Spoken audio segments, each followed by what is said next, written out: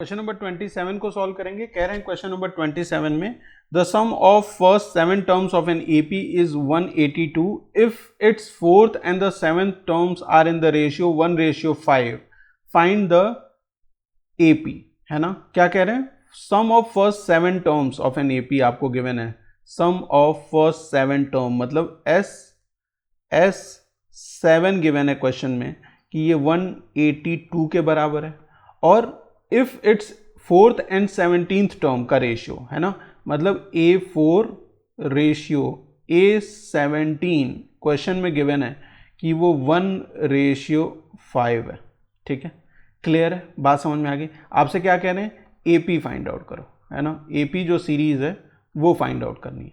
तो AP find out करने के लिए AP किस तरीके से रिप्रेजेंट करते हैं? हम रिप्रेजेंट कर सकते हैं उसे A plus D, A plus 2D, यही तो होता है general form of an AP, है ना। तो हमें A और D की वैल्यू पता होनी चाहिए in order to find out this AP, है ना।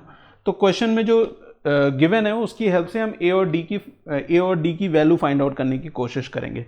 देखिए S7 आपको क्वेश्चन में गिवन है, S7। तो S7 का मतलब क्या हुआ कि अगर मैं Sn is equal to n/2 2a plus n-1, ये जो Sn का फॉर्मूला है, यहाँ पे n की जगह अगर मैं 7 ले लूँ तो S7 is equal to 7/2 2a plus n की जगह क्या आ जाएगा? 7 आ जाएगा, है ना।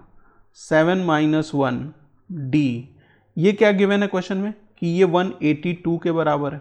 ठीक है, थोड़ा सा इसे सिंप्लीफाई कर लें तो हम इसे लिख सकते हैं 7/2 ब्रैकेट के अंदर 2a प्लस 6, है ना, 6d इज इक्वल टू 182, है ना।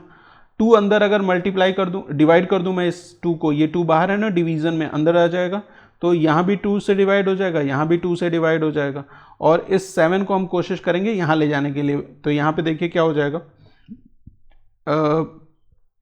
2a/2 प्लस 6d/2, और ये 7 यहाँ आ गया तो 182/7 हो गया। ठीक है, जो चीज़ें सिंप्लीफाई हो रही हैं उसे सिंप्लीफाई कर लीजिए। 2 से ये 2 से ये 6 3 टाइम्स, और 7 से 7 2 जा 14, 7 2 जा 14, 42 बचा, 7 6 जा 42, है ना। तो 26, मतलब a plus 3d is equal to 26, ये आ गया। a प्लस 3d किसके बराबर है? 26 के बराबर है। ठीक है, उसी तरीके से यहाँ पे हमें A4 और A17 के बीच का रेशियो गिवन है ना। A4 और A17 के बीच का हमें क्या गिवन है? रेशियो गिवन है। मतलब कि अगर A4 को हम nth टर्म के फॉर्म में लिखें, है ना, A4 को nth टर्म के फॉर्म में, तो An इज इक्वल टू क्या होता है? A प्लस n-1d, है ना। इसी तरीके अगर मैं A4 को रिप्रेजेंट करूंगा तो n की जगह मुझे क्या लेना होगा? 4। तो क्या हो जाएगा ये? A4 is equal to A plus 4-1d, that is A plus 3d, है ना। ठीक है, और इसी तरीके से A17 मतलब n की जगह आपको क्या लेना है? 17। तो A17 is equal to A plus 17-1d, that is A plus 16d, है ना, A प्लस 16d। अब देखिए A4 A प्लस 3d है ना, A4 A प्लस 3d है, और A17 A प्लस 16d है, और इन दोनों का रेशियो, मतलब क्वेश्चन में हमें ये मेंशन्ड है कि A4 रेशियो A17 है ना, A17 इज इक्वल टू 1:5, है ना, 1:5। और आप इसे लिख सकते हैं A4/A17 इज इक्वल टू 1/5, और A4 की जगह अगर मैं ये वैल्यू ले लूँ तो ये क्या हो जाएगा? A प्लस 3d, A17 की जगह ये वैल्यू, तो A plus 16d is equal to 1/5 हो गया, है ना। अब इस रिलेशन को थोड़ा और सिंप्लीफाई कर लीजिए, इस रिलेशन को।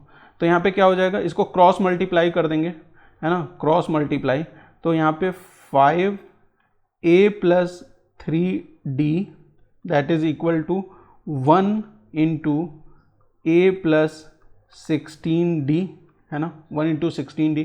अब 5 से अंदर में मल्टीप्लाई कर दीजिए यहाँ पे 5 से, तो यहाँ पे 5a plus 15d is equal to a plus 16d, है ना। और ये इधर आके अगर माइनस हो जाएगा, a इधर माइनस हो जाएगा और 16d भी इधर आएगा तो माइनस हो जाएगा, तो 5a minus a plus 15d minus 16d that is equal to 0। 5a minus a 4a, 15d minus 16d minus d that is equal to 0 हो गया। तो ये एक रिलेशन हमें यहाँ पे से मिल गया, ठीक है।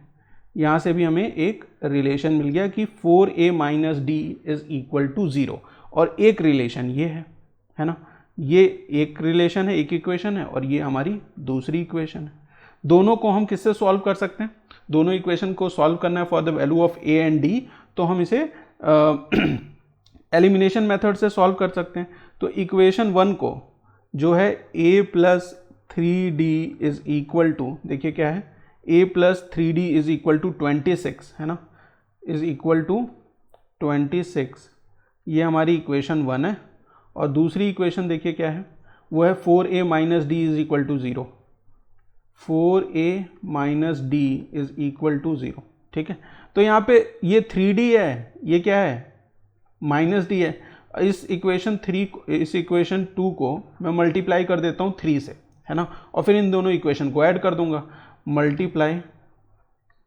मल्टीप्लाई इक्वेशन 2 बाय 3, है ना, 3 से मल्टीप्लाई कर दिया, तो 4 3 जा कितना हो जाएगा, 12a minus 3d that is equal to 0। ये मान लीजिए ये इक्वेशन नंबर 3 हो गई। अब इक्वेशन नंबर 3 और equation number 2, equation number 1 add कर दीजिए, ऐड इक्वेशन 1 एंड 3, है ना, 1 एंड 3 को ऐड कर दे रहे हैं। तो a plus 3d is equal to 26, और यहाँ पे 12a minus 3d, 12a minus 3d is equal to 0 है। यहाँ पे ऐड कर दिया तो साइन कुछ चेंज नहीं होगी, ये टर्म 0 हो गया। यहाँ पे क्या है, 12 plus 1 13, 13a is equal to 26 आ गया। तो a is equal to 26 by 13 that is a is equal to 2। a की वैल्यू यहाँ से क्या निकल के आ गई, 2 आ गई।